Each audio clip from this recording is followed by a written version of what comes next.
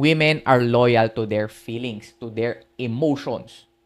Okay? What real for them is how they feel at the moment. So, kung mas lamang ang feelings ng babae, mas emotional sila.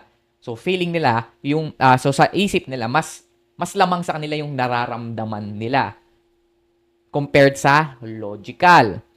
Kaya minsan, ang hirap intindihin ng mga babae kung naniniwala ka sa mga sinasabi nila. That's why you cannot take every word of a woman as a permanent truth.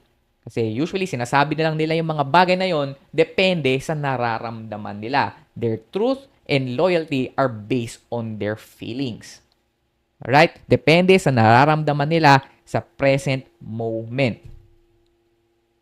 So, mas importante na malaman o mas importante na tingnan o i-observe o mas bigyan natin pansin yung nafe-feel nila sa'yo instead of kung ano yung sinasabi nilang gusto nila.